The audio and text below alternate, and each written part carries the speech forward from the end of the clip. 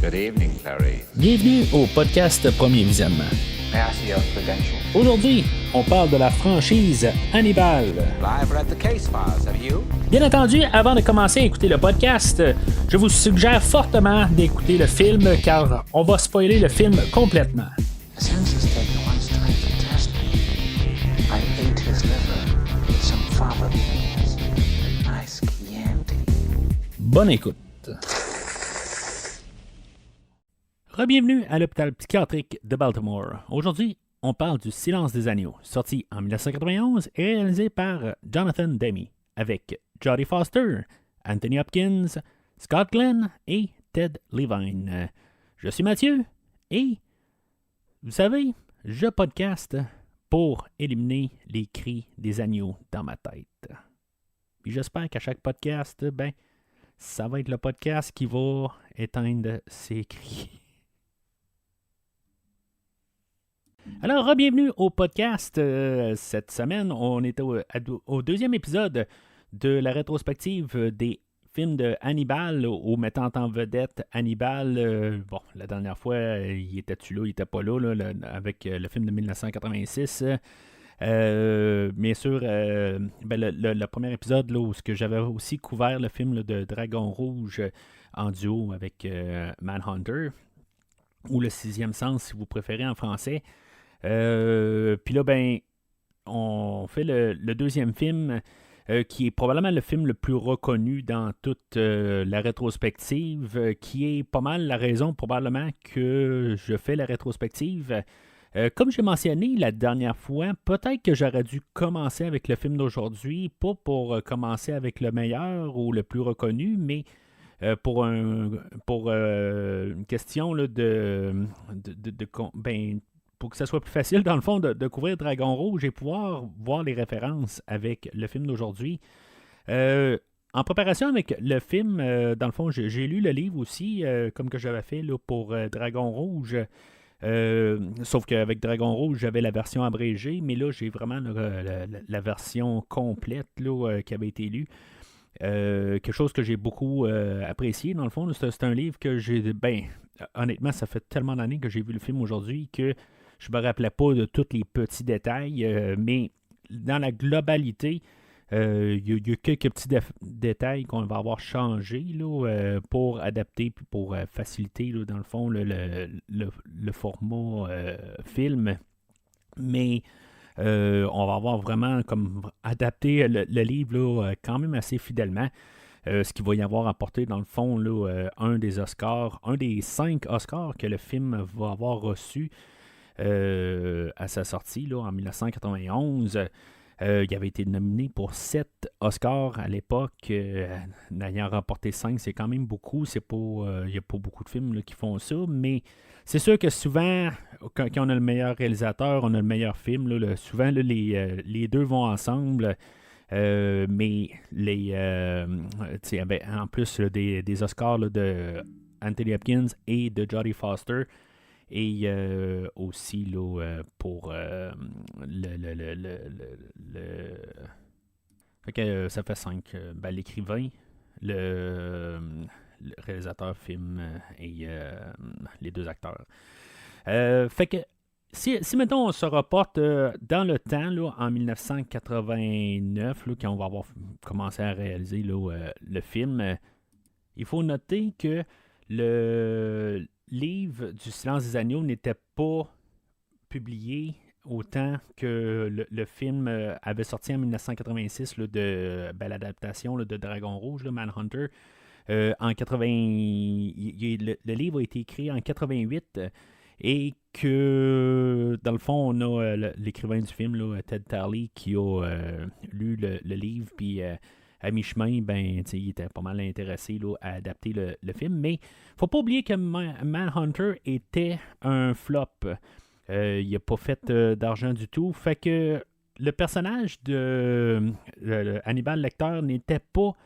on avait la compagnie Orion Pictures qui voulait produire le film, mais qu'il pouvait le faire là, avec en ayant écrit le scénario, tout ça. Sauf que le personnage là, de Hannibal Lecter appartenait à Dino De Laurentiis. Alors, il ne pouvait pas prendre le personnage, sauf que à cause qu'il y avait le film avait fait un flop, Dino a juste comme dit, bon, ben c'est beau, prenez-le, il n'y a pas de problème, je vous charge rien.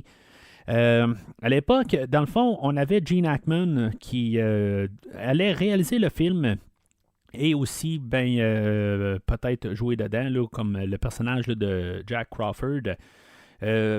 Puis éventuellement, là, Gene Hackman va avoir débarqué là, du projet et on va avoir recherché là, le réalisateur là, Jonathan Demme qui est le réalisateur d'aujourd'hui. C'est pas nécessairement un réalisateur qui était connu à l'époque. Je veux dire, dans le fond, là, il avait fait deux films là, qui avaient comme un peu fait sa réputation. Là. Dans les années 80, là, il avait sorti là, des films là, comme Swing Shift et Something Wild que je ne connais pas. En tout cas, ça me dit rien. Là, un film avec Jeff Daniels et Melanie Griffith. Mais dans le fond, c'est ça qui l'a mis un peu sur la map. C'est un réalisateur qui avait commencé là, dans les années 70 avec des films là, de Roger Corman. Et même M. Corman va apparaître là, en caméo pendant le film là, aujourd'hui. Là, mais c'est ça, à quelque part, il n'y a pas de... il n'y a pas vraiment de... C'était un film là, qu'on voulait juste adapter. Pensant peut-être pas que ça allait devenir, je veux pas dire le phénomène que c'est devenu, mais c'est quelque chose un peu là, similaire à ça, là, que dans le fond, là, ce film-là va devenir comme une référence en tant que film d'horreur, film policier horreur plutôt. Ça va être le film, comme je n'ai peut-être pas mentionné tantôt, là, le premier film là, à être oscarisé comme film d'horreur, dans le fond, là, qui va avoir gagné là, le meilleur film, puis ce qui est quelque chose qui n'était jamais vu à l'époque. Mais c'est ça, à quelque part, c'était un peu compliqué à faire le film pareil, mais à cause du flop là, de Manhunter, on a une nouvelle production, c'est ça, la Orion, et finalement, c'est ça aussi, on est parti de l'avant. Là. Ça a été assez rapide à la suite de ça, là, qu'on a trouvé le réalisateur. On l'a gagé genre au mois de mai, puis quelques mois plus tard, on était tout de suite en train de filmer. Et ça a donné, qu'est-ce que ça a donné?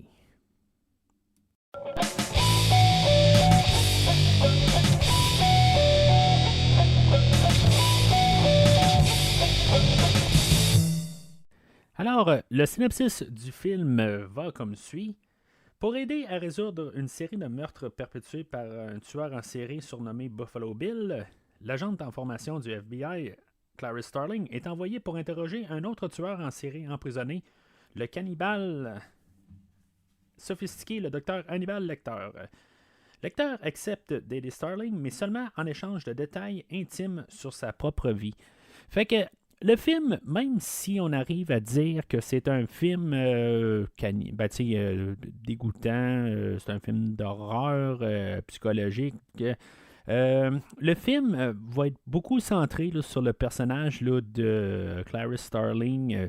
On va peut-être arriver à un genre de film féministe, puis comme explorer, surtout dans les temps, dans les années 90, là, même 80-90, comment que une femme peut arriver puis avoir un travail, là, puis je dis ça en guillemets, là, un travail d'homme ou un monde d'homme, je dis toujours ça en guillemets, là, je veux juste qu'on soit clair, là. Mais que en tant que tel, là, que ce travail-là peut être fait là, par un homme ou une femme, mais c'est un peu les préjugés, on va avoir le personnage de Clarice Starling qui va être toujours regardé un peu de haut, ou comme qu'est-ce que la petite jeune elle vient faire ici. C'est un peu ça qu'on voit là, dans l'expression du visage là, de beaucoup de personnes à chaque fois que Clarice elle arrive là, à quelque part. Puis c'est beaucoup ça qu'on va explorer là, souvent dans le film.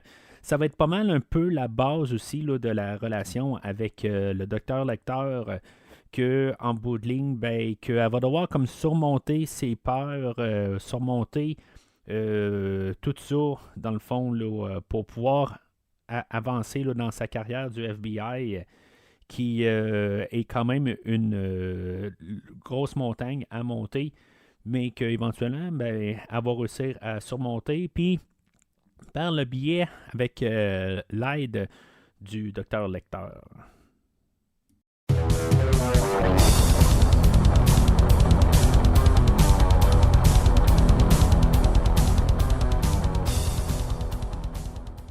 Alors, comme j'ai mentionné au dernier podcast, ou même un peu au début, là, ça fait quand même assez longtemps là, que j'ai vu le film, celui-là, là, que je recommande. Ben, j'ai parlé là, du coffret Blu-ray ici, là, que j'avais, là, c'est en version vidéo, vous pouvez voir ça. Là, c'est un coffret que j'ai qui a quand même tout le temps. Là, ça a l'air d'un coffret cheap, là, mais c'est sûr que pour Manhunter et je pense Hannibal, là, c'est vraiment là, simpliste là, comme le stock dessus. Là. Mais tu sais, j'ai cette édition-là en DVD, puis qui est, je sais pas, l'anniversaire, je sais pas trop quoi, l'édition spéciale, là, standard là, de DVD, là, que mon beau-frère m'avait acheté un certain Noël, là, dans le fond. Puis qui a plein de stocks dessus. Puis dans le fond, c'est, je pense, dans le petit coffret là, qui a l'air vraiment cheap, là, ben, tous les bonus là, se retrouvent dessus. Là, puis c'est ça. Fait que je le recommande. Puis même, je suis pas sûr si la version DVD a cette partie-là. Mais il y a un commentaire visuel aussi, là, où on peut, à chaque fois, c'est plate parce que si tu l'écoutes comme un peu comme moi, là, parce que des fois, souvent, je rip mes films pour pouvoir les écouter, là, pour pouvoir faire mes deuxièmes écoutes, là, puis des fois ma première écoute, là, des fois, je les écoute pas toujours là, sur ma 55 pouces, là, ça dépend là, comment que la semaine elle va, dans le fond. Là. Puis des fois, je dois écouter le film un peu on the go. Là. Puis des fois, ben, dans ma pause au travail, tout ça, je vais écouter le film, puis je vais prendre des notes. Sauf que la version que j'ai accidentellement pris, ben, c'était la version avec le commentaire visuel. Fait que je me suis mis à écouter le film, puis à chaque scène intéressante, comme la rencontre de Hannibal et de Starling, ben, ils se sont mis à parler, puis à commencer à montrer des affaires, tout ça. Fait que ça n'a pas été un bon moment, mais éventuellement, là, je me suis dit, bon, ben, ça n'a pas le maudit bon sens. Je peux pas comme écouter le film avec cette prise-là. Fait que je me suis rendu compte que puisque je n'étais pas à la maison, là, je pouvais commencer à l'écouter là, sur Prime. Là, fait que je l'écoutais sur Prime, là, mais en tout cas, je vous suggère pareil fortement. Là, c'est sûr que si mettons, là, vous allez pour le physique, puis vous voulez juste avoir le film là, quelque part dans votre collection, ben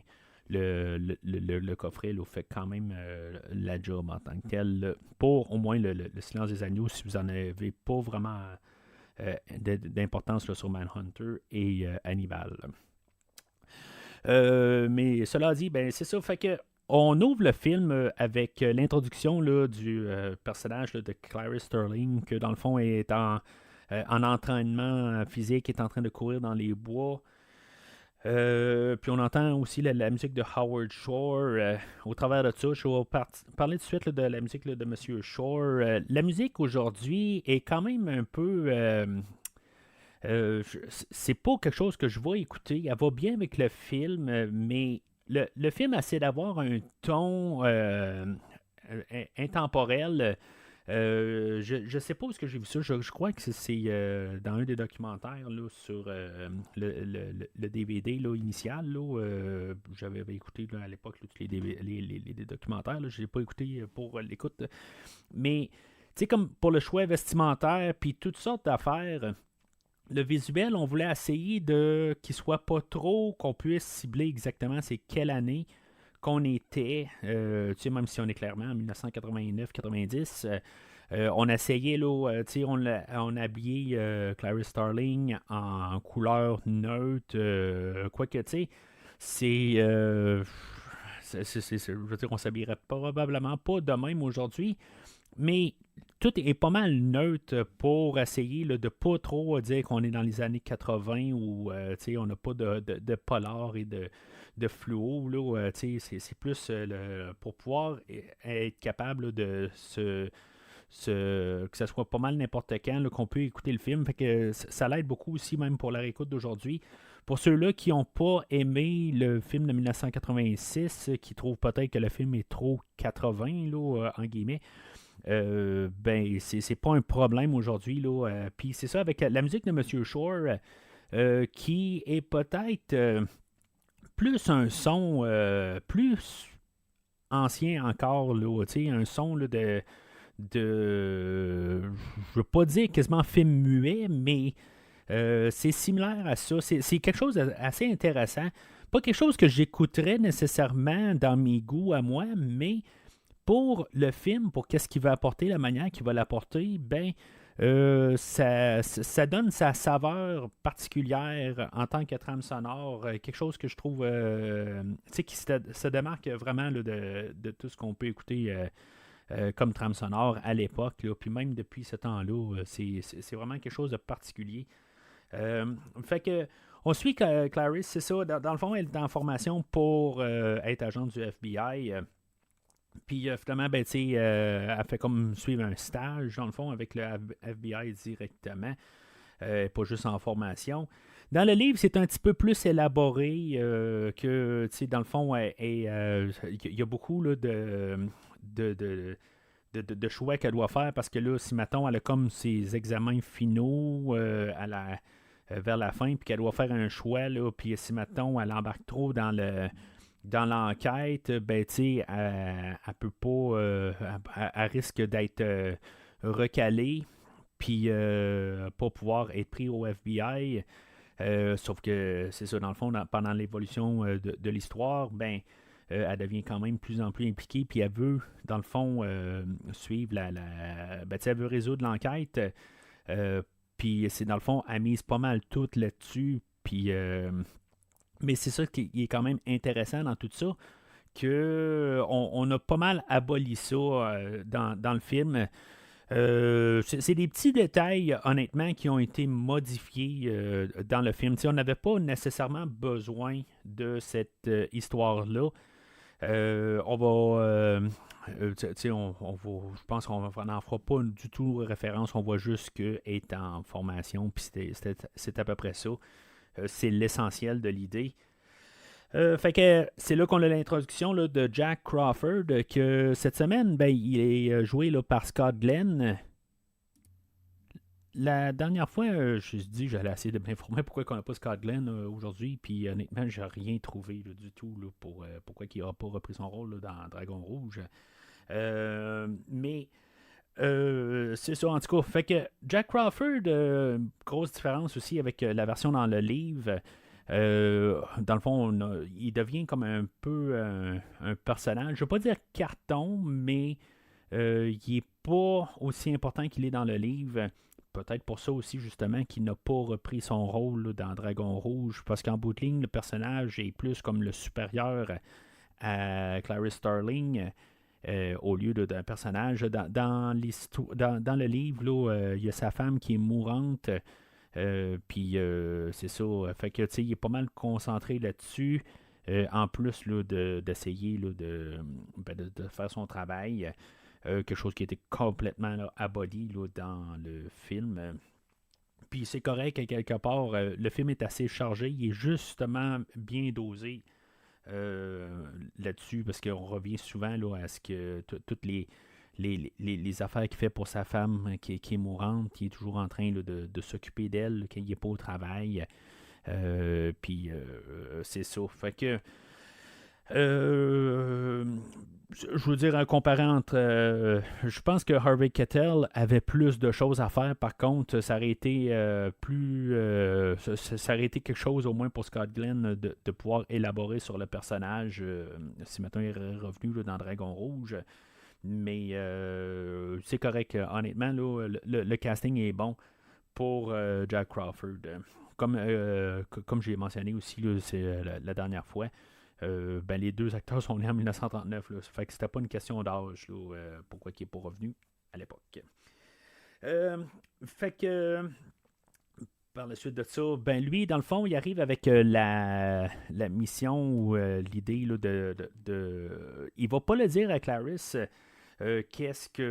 pour quelle raison, dans le fond, mais il dit qu'on essaie, le FBI essaie là, d'interroger là, plusieurs personnes pour pouvoir pouvoir avoir de l'information là, sur certains meurtres, là, puis pouvoir résoudre là, des histoires en suspens. Clarisse suspecte que c'est par rapport au tueur en série, là, Buffalo Bill, et que elle.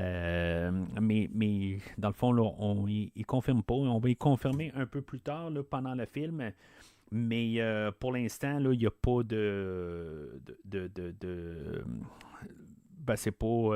c'est pas confirmé. Fait que ils vont l'envoyer au personnage là, de Hannibal Lecter. Dans le fond, pendant tout ce temps-là. Même quand elle va, comme je l'ai mentionné, un peu le thème du film, on la voit toujours à 40 là, dans le quartier général là, du FBI. Il y a plein d'employés qui sont là. Il la regarde de haut. Il dit bon, ben là, tu devrais. Tu cherches Jack Crawford. Ben, la salle d'attente est là-bas. Elle rentre dans l'ascenseur. Il y a juste des hommes qui la dépassent là, d'une tête au moins. Toujours pour montrer qu'elle n'est pas à sa place, puis qu'elle va devoir faire sa place. C'est très démontré là, assez bien là, dans les premières scènes. Après ça, ben, c'est beau, il y a la conversation avec Crawford, puis après ça, ben, elle va se ramasser là, à Baltimore, à l'hôpital psychiatrique, où elle va rencontrer là, le docteur Chilton, qui est joué par Anthony Heald, je ne sais pas comment on nomme son nom, là. Puis, dans le fond, ça va être un peu notre vilain du film, là. C'est pas le vilain direct, mais c'est un personnage là, qu'on n'aime pas tout à fait, là. On voit qu'il essaie de prendre avantage de Clarisse, le dialogue est un petit peu changé là, pendant la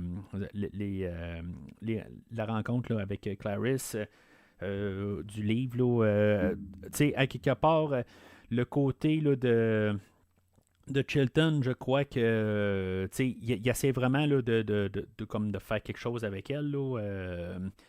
Puis, parce que ça finit que ils vont descendre au sous-sol, puis qu'il va lui dire bon, ben, t'aurais pu me dire que si maintenant tu veux pas que je sois là avec le docteur Lecter, ben, t'aurais dû me le dire avant. Elle va répondre dans le film là, que j'aurais pas eu ta compagnie au moins pour descendre en bas au sous-sol là, pour se rendre là, dans le coin là, des incarcérés. Mais dans le film, dans le livre, ben c'est un autre. Je me rappelle pas exactement qu'est-ce qu'elle lui dit, mais elle dit plus un côté, là, regarde, si tu m'aurais pas empêché, ben je l'aurais su, puis tu n'aurais pas eu à descendre. C'est juste un peu la manière qui est plus que Clarisse, elle prend un petit peu plus sa place, puis elle n'est pas gênée de vraiment envoyer promener là, le personnage, mais pas directement, mais tu faire comprendre là, que, regarde, tu t'es mis dans cette situation-là toi-même. Puis, c'est juste des petits détails, là, mais je trouvais ça, ça m'a frappé, là, parce que je venais d'écouter le livre. Mais c'est ça, fait qu'on a le Barney, le gars qui est chargé là, de surveiller là,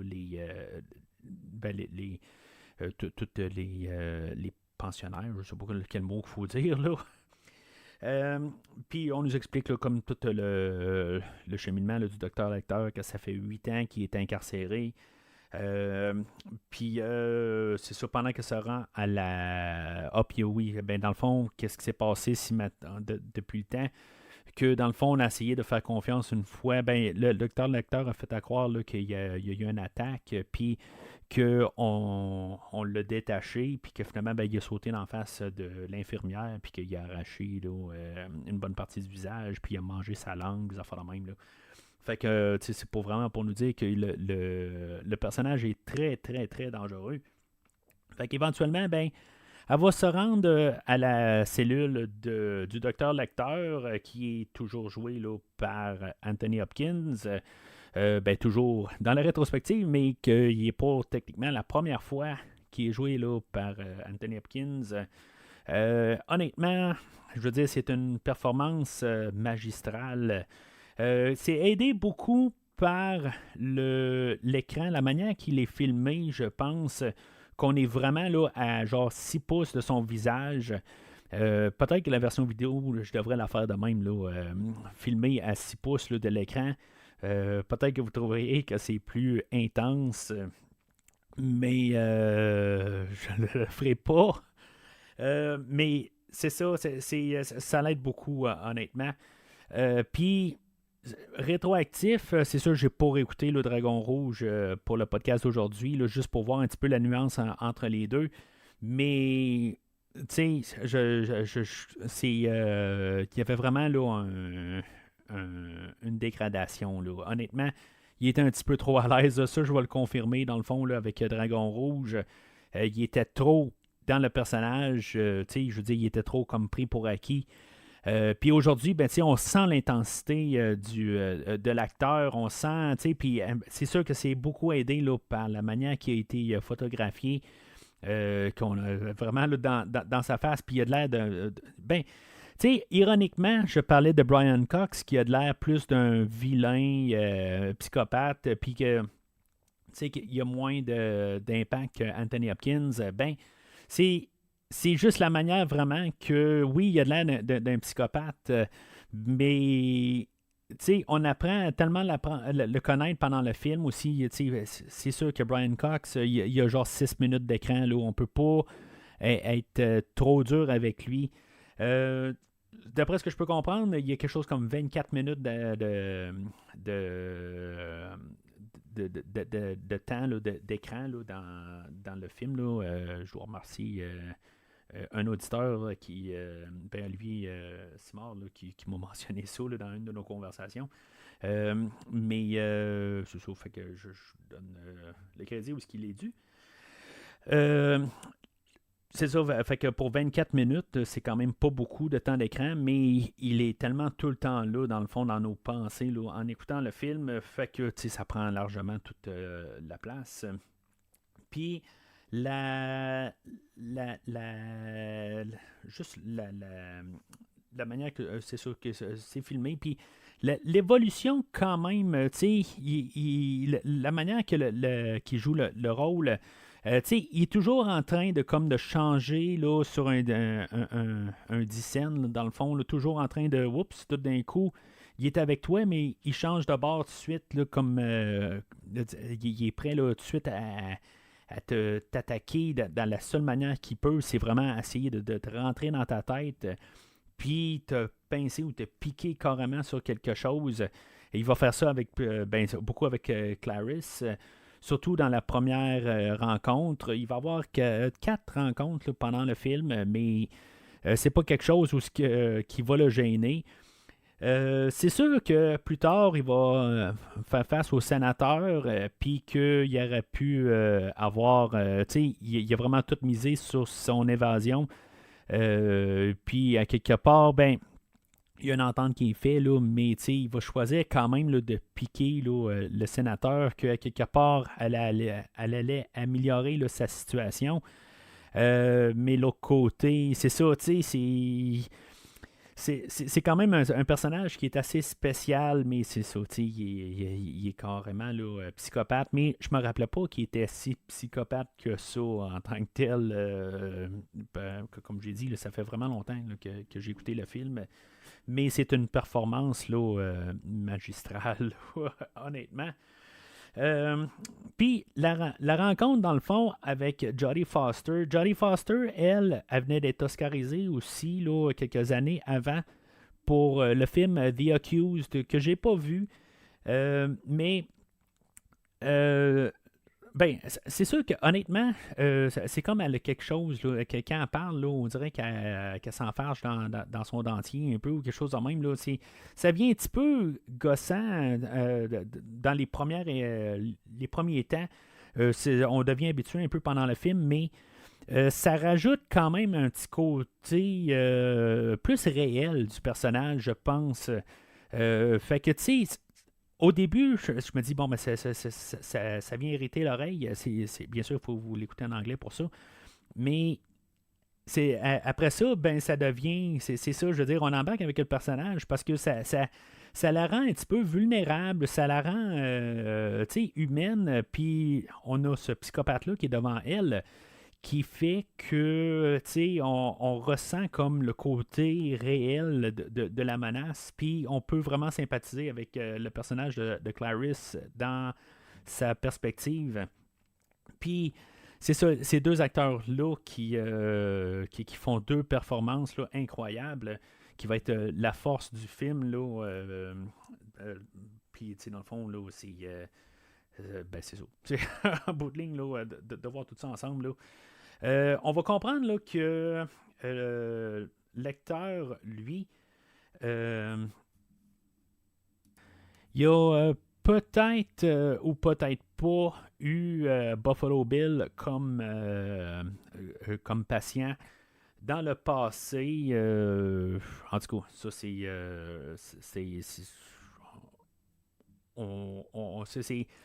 en tout cas, c'est comme reçu là, de biais là, pendant le film, là, mais je me dis, avec l'histoire quand même là, de Dragon Rouge, c'est toujours le docteur Hannibal, comme par hasard, il est mêlé à cette histoire-là, mais ben, l'histoire du film, puis c'est quand même...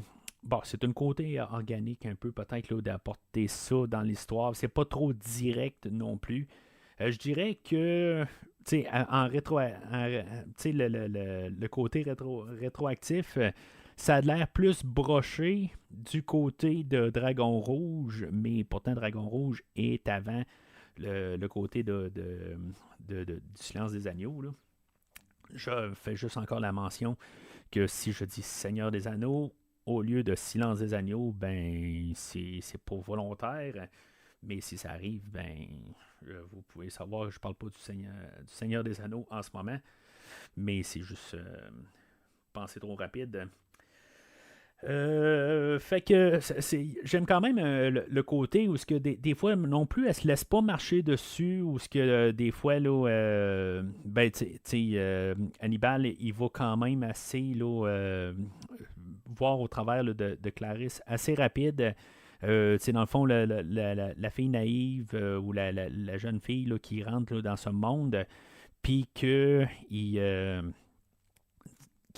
dans le fond, il va la démolir, puis elle va partir. Mais il y a une fois où il va arriver, puis il va parler là, de trophée, puis il va dire, ben, tu sais, regarde, toi, t'as mangé ton trophée, là, t'as rien pour pouvoir te mémorer de tes succès, là. En tout cas, j'ai quand même aimé là, sa réponse. Mais éventuellement, ben, il va comme la provoquer, puis elle va partir tout simplement. Puis elle va un peu se questionner. Mais l'ironie des choses, c'est que en bout de ligne, là, il n'est pas très fort sur le côté là, de quand quelqu'un là, est le terme là, c'est rude, là, il est plus impoli, mettons, là, ben, tu sais, en bout de ligne, il est très impoli, puis le côté, ben, c'est ça, tu sais, quand quelqu'un va être impoli, je vais utiliser comme mot, ben, c'est là que ça va comme l'allumer, puis c'est ça qu'en bout de ligne qui va faire, qui va déclencher un peu qu'il va supporter là, le personnage là, de Clarisse. Parce que pendant son chemin, en se rendant à la cellule du docteur Lecter, ben il y a un des prisonniers à côté, le personnage là, de Miggs, que lui, dans le fond, là, il va avoir il va savoir branlé, là, pour être plus plus... pour utiliser des termes plus doux, mettons. Puis, dans le fond, là, il va avoir... il va y avoir dit là, des obscénités. Puis, il va y avoir pitché de l'excrément sur le personnage là, de Clarice. Puis, dans le fond, elle va être un peu traumatisée de ça. Puis, Hannibal va comme un peu sympathiser avec ça. Puis, c'est là que, dans le fond, là, il va décider là, qu'il va l'aider. Dans le livre, c'est similaire à ça, là, mais on approche la Saint-Valentin, puis il dit je vais te donner une Saint-Valentin, quelque chose de même, là, puis ça a tout un peu rapport là, dans les termes là, vu. C'est comme un énigme, dans le fond, là, c'est pas nécessairement la Saint-Valentin, là, mais c'est le côté là, d'amour, je pense, là, entre Buffalo Bill et Raspel, là, le Benjamin Raspel. Puis, en tout cas, c'est comme un peu un parallèle, mais on a laissé comme tomber ça, là, cette idée-là, là, puis toujours une question là, de pouvoir garder ça un petit peu plus simple, puis c'est bien correct. Mais c'est ça, à quelque part, là, plus tard, je trouve ça un petit peu théâtral, un peu comme scène, un petit peu. Je pense que c'est la scène que je vais trouver, le petit bout de scène que je vais peut-être le moins aimer dans tout le film, c'est que tout d'un coup, le côté qu'Hannibal se revire de bord puis qu'il commence à se crier, de crier après elle, il dit reviens, puis là, oui, je vais t'aider, tatata. Puis c'est comme c'est un petit peu, j'aurais aimé ça qu'il fasse ça, peut-être pas tout d'un coup là, en théâtral de même là. Je trouve que c'est la seule bout de scène qui ne marche pas avec le film, avec le ton qu'on établit. Puis c'est ça, fait que Clarice va sortir de là, puis elle va commencer à repenser avec elle va commencer à repasser à tout ça, je pense. Elle va repenser un peu à ses sources, elle va repenser à son père. Je vois un peu tout élaborer un petit peu plusieurs scènes là, qui vont apparaître là, pendant le film. Là. Son père, dans le fond, là, ce qu'on va apprendre plus tard, c'est que elle a, qu'il est mort là, après avoir fait une... lui, il était policier, puis éventuellement, là, il a été tiré dessus là, par 2 voleurs, puis que il est mort genre un mois et un peu plus tard, mais qu'il était rendu enfant unique là, parce que sa mère est morte très tôt. À partir de là, c'est quelque chose là, qui va l'avoir hanté là, pour pas mal toute sa vie. Éventuellement, ça va être tout à partir de là, où elle va vouloir comme un peu honorer son père. Plus tard, elle va être adoptée là, par, je pense que c'est un oncle ou quelque chose de même, puis elle va se ramasser là, dans un genre d'écurie. Puis que justement, je sais pas exactement c'est pourquoi, là, c'est peut-être référence à quelque chose, ou c'est un abattoir tout court, où ce qu'ils vont décider de tuer des animaux là, pour, je sais pas quelle raison, là, il doit avoir une raison que je ne suis pas capable de mettre le doigt dessus, là, mais c'est peut-être juste tout simplement un abattoir tout court, puis ou que la personne a juste disjoncté. Je sais pas. Honnêtement, là, je sais pas. Puis encore une nuance avec le livre où ce que finalement, elle va savoir sauver avec un cheval, je pense qu'il est aveugle. Puis que le cheval il va avoir survécu à toute l'histoire, puis éventuellement, il a été adopté par une autre famille, puis éventuellement, le cheval est mort, mais puis c'est un choix là, qu'on a bien choisi. Honnêtement, je pense que l'écrivain, encore une fois, a pris un bon choix de comme laisser cette partie-là, puis dire qu'elle s'est sauvée avec un agneau, puis que finalement, cet agneau-là a été, il a été abattu. Puis, dans le fond, c'est une question là, de grandir avec toutes les cicatrices, dans le fond, là, de notre vie. C'est ce qui nous fait, puis tout ça qui nous forme, puis c'est ça que, dans le fond, là, qui la métaphore là-dedans. Là. Fait que c'est tout ça qui va la suivre. Puis c'est sûr que, dans le fond, que Hannibal veut lui faire dire, dans le fond, puis la faire comprendre, puis que En bout de ligne, ben, techniquement, ben, elle entend tout le temps là, le cri des agneaux, puis qu'elle espère que pour revivre un genre de traumatisme comme ça.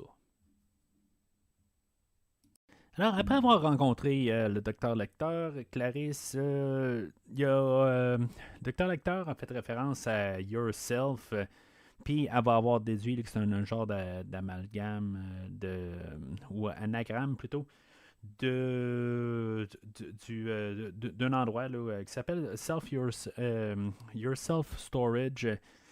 Puis le nom là, de Hester Moffett, qu'elle a dit là, ben, que ce serait ben, par la suite, là, une fois qu'elle va trouver là, la tête là, de Benjamin Raspel, ben, que c'est une manière là, de dire The Rest of Me, là, parce qu'ils ont probablement trouvé là, juste le corps sans tête, là, ou en tout cas. Puis c'est ça, à quelque part, ben, je trouve que c'est probablement le seul moment où il y a un moment avec Clarisse. Elle va rentrer, là, essayer de s'infiltrer là, dans l'endroit là, où c'est un endroit là, de storage. Puis qu'il y a peut-être le seul moment d'humour du film où ce que même elle doit utiliser là, son levier là, de voiture là, pour pouvoir monter là, la porte. Puis que le gars en charge du storage, ben, il va dire que même son chauffeur, lui, il veut pas, là, dans le fond, il veut pas bouger, dans le fond. Puis, il y a comme. C'est un petit peu humoristique dans cette partie-là. Puis, c'est ça, c'est la seule fois là, que ça va arriver pendant le film. Elle va passer sous la porte de garage, puis elle va se couper. Puis, dans le fond, c'est juste pour montrer la scène plus tard, quand elle va aller revoir Hannibal, que lui, il a vraiment tout analysé. Puis que, dans le fond, elle s'est coupée un petit peu, puis il l'a vu tout de suite. Puis, bon, c'est tout le sang quelque part qu'il a attiré. Là, c'est juste pas un vampire, mais je veux dire, il a vraiment tout vu au complet. Mais sinon, ben, ça n'a pas de suite là, dans l'idée. Mais c'est ça, en tout cas, là-dedans, elle va trouver que la tête là, de Benjamin Raspel. Puis, dans le fond, ben, c'est ça, ça va l'embarquer là, sur la piste là, tranquillement là, pour se rendre là, vers Buffalo Bill. C'est là que, dans le fond, quand elle va la rencontrer, Hannibal, ça ne fait pas de sens en tant que tel. Là, c'est la manière que c'est filmé, OK. Mais tu sais, est en face de la cellule de Hannibal, puis Hannibal va ouvrir là, son tiroir, puis il va avoir une serviette dedans, mais qu'elle l'a pas vu, tu sais, ça n'a pas de sens. À quelque part, elle est juste en face là, de la cellule. Puis après ça, que Hannibal est assis dans le fond de la cellule. Bon, c'est juste une question dramatique, mais tu sais, ça se tient pas tout à fait. Puis sinon, ben tu sais, c'est peut-être un peu trop sombre dans la cellule. C'est sûr que il est enfermé, mais puis il laisse pouvoir dormir un peu, mais c'est juste drôle, pareil que l'autre côté. Je suis pas mal sûr qu'il s'arrange pour que on puisse voir dans la cellule, puis qu'il ne puisse pas se cacher. Là. Mais c'est ça, tu sais, dans la discussion, là, la deuxième rencontre avec le docteur Lecter, ben c'est là que le Lecter arrive puis commence à parler là, de transformation avec pour le personnage de Buffalo Bill. Puis qui, dans le fond, ça nous envoie là, directement là, avec qu'est-ce que Buffalo Bill fait en ce moment. Mais c'est ça, on suppose qu'il y a une transformation, puis que dans le fond, là, il est sur le point là, de peut-être faire quelque chose. Fait que c'est une belle transition rendue là, avec Catherine Martin, qu'elle elle revient de sa soirée, puis pour montrer aussi que c'est une fille comme une autre, est dans sa voiture, est en train de chanter sur une chanson. Il n'y a personne, je pense, qui a jamais fait ça, carrément, là, à moins que vous n'avez pas de voiture. Mais je pense qu'il doit y avoir personne qui a jamais fait avoir de l'air un petit peu ridicule en arrière de son volant. Là. Mais que l'actrice, elle l'a laissé le faire. Ça c'est, je pense, c'est ça qui est un petit peu qui est spécial là-dedans. Mais bon, on a vu ça souvent par la suite. Là, dans les dernières années, là, on l'a vu souvent là, du monde là, qui se promène en arrière de leur volant pour avoir de l'air un petit peu nono. Là. Mais je pense que c'est la première fois que je le vois là, dans un film. Puis, mais si j'écoute d'autres films avant ce film-là, je pense jamais avoir vu ça. Fait que c'est là qu'on a l'introduction là, de James Gumb qui est joué là, par Ted Levine. Ted Levine, que j'ai parlé de lui avec le film de Tension en début d'année. Juste un petit rôle, si je me rappelle bien, mais un rôle. Il me semble que j'en ai parlé un petit peu. Là. Dans le fond, lui, il est carrément à une autre place. Là. Il est à Memphis, en Tennessee. Puis lui, dans le fond, va s'arranger pour pouvoir capturer Catherine. Catherine, ben, la scène, dans le fond, là, est complètement calquée du livre où, en bout de ligne, il y a un genre de plâtre pour essayer d'embarquer un petit divan dans sa voiture, ben, dans sa fourgonnette. Puis il va s'arranger pour 40 dedans, puis il va demander tu prends une grandeur 14, puis elle répond quoi, puis il va l'assommer. Là. Ça, c'est complètement là, directement pris du livre. Puis c'est ça, dans le fond, la raison pourquoi il l'apprend, ben, c'est que, comme on va apprendre à connaître pendant le film, ben, lui, dans le fond, veut se faire une genre de salopette ou une genre de soute carrément là, fait de la chair humaine ou de la peau humaine. Puis dans le fond, ben, il faut qu'il soit capable de rentrer là, dans le corps. Là. C'est dégueulasse quand on y pense, là, tout simplement. Là, que, je veux dire, c'est du tissu, tout simplement. Puis dans le livre, il rentre quand même pas mal dans le côté technique là, de la peau, comment il doit la conserver, puis comment que parce que là, dans le fond, il a tué 5 personnes. Puis dans tout ça, ben, ils font référence à tous ceux-là qui ont été tués. Puis qu'est-ce qu'il a, comment il a fait des tests avec la peau, puis des affaires de même, là. C'est vraiment là, dégueulasse en tant que tel. Là. Le livre est beaucoup plus dégueulasse sur le côté psychologique que qu'est-ce qu'on voit à l'écran quand même. Là. Il y a des affaires horribles, là, dégueulasses là, dans le film. Mais je veux dire, dans le fond, là, avec toutes les affaires là, que l'auteur nous apporte. Je n'ai pas beaucoup parlé là, du livre. Là. J'ai apprécié beaucoup le livre. Mais la manière que c'est décrit, je pense en avoir parlé un petit peu au dernier podcast, là, mais je ne suis pas certain. Parce que en bout de ligne, là, pour Dragon Rouge, j'avais juste une version abrégée qui ne dit absolument rien du livre. Sauf que dans la version livre, ben, c'est ça qui est le fun. Puis l'auteur écrit très bien. Puis j'aime quand même sa cadence. Puis beaucoup. Il y a une question là, dans les. Ben, la manière que quelque chose est écrit. Puis tout le temps, là, dans le rythme, je trouve ça important là, aussi, des fois, là, de changer de chapitre, puis des affaires de même, là, je trouve ça important dans un livre. Je pense que le livre a un total là, de 60 chapitres. Puis ça l'aide quand même à compartimenter toutes les idées. Des chapitres qui durent 1 heure, je ne suis pas fan de ça. J'ai souvent de la misère à me concentrer après un bout parce que l'auteur se perd dans ses idées.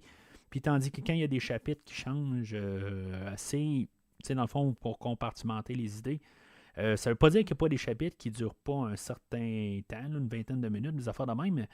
Sauf que quand c'est trop long, à quelque part, c'est comme on dirait que l'idée n'aboutit pas. Tandis que l'auteur est vraiment capable de compartimenter ça. L'auteur, Thomas Harris, n'a pas tant que ça de livres, dans le fond. Là, il a genre écrit 6 livres, là, puis 4 sur Hannibal Lecter. Mais c'est ça, je veux dire, en tant que tel, là, son écriture, là, il devrait écrire plus, là, dans le fond. Alors, je retourne à Ted Levine, dans le fond, là, le personnage de James Gumb.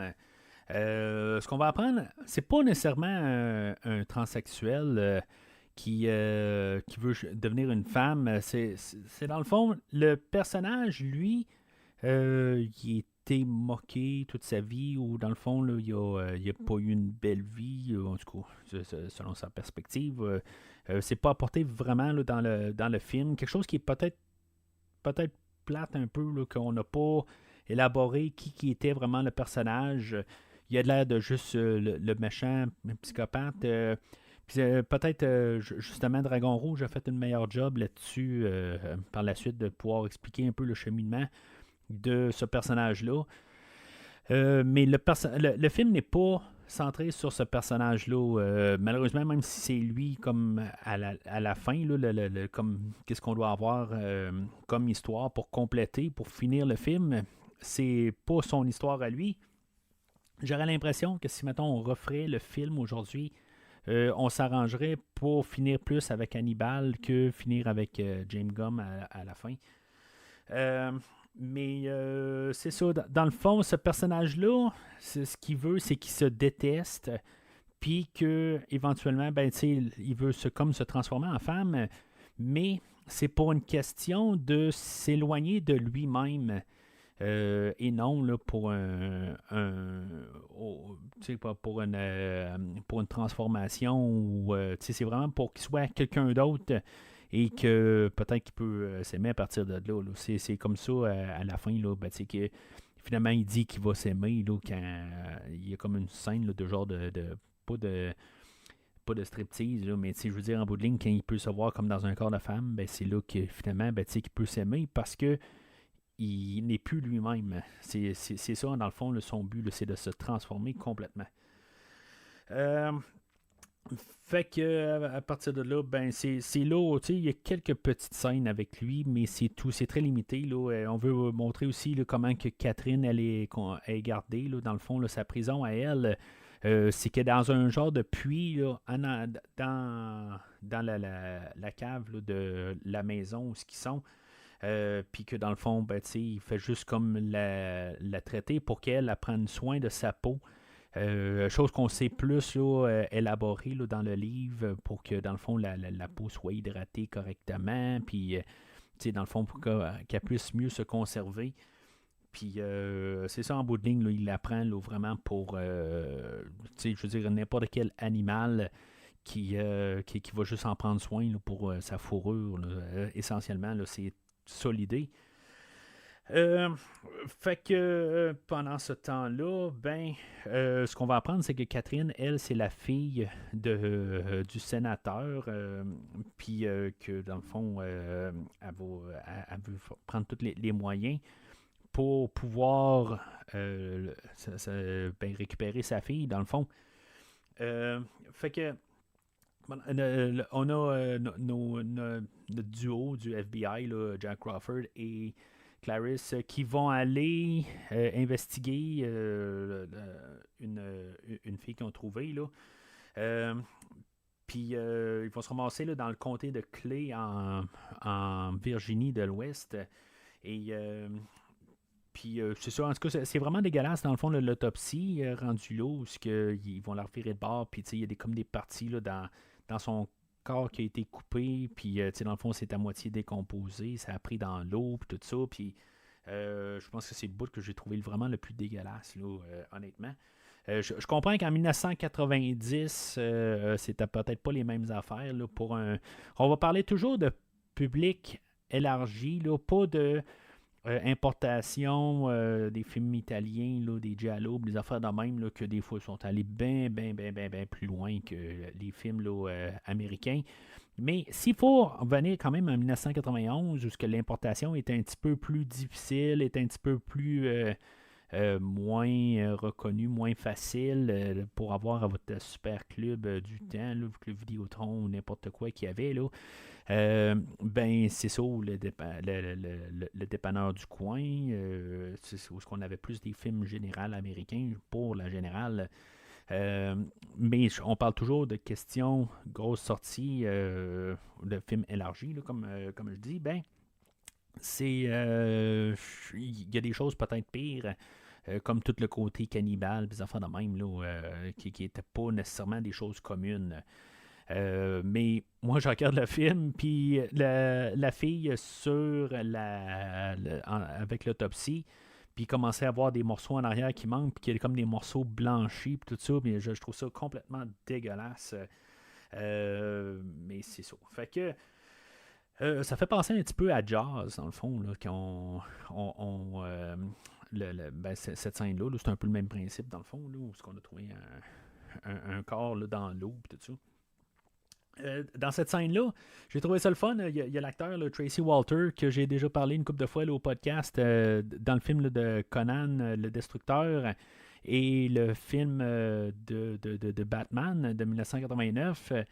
Puis que l'acteur, je suis toujours un petit peu humoristique comme personnage. Puis aujourd'hui, ben, il fait un personnage, c'est vraiment un personnage là, plus que secondaire, dans le fond. Là, il est vraiment là, derrière-plan. Puis que il y a 2-3 lignes, puis c'est tout.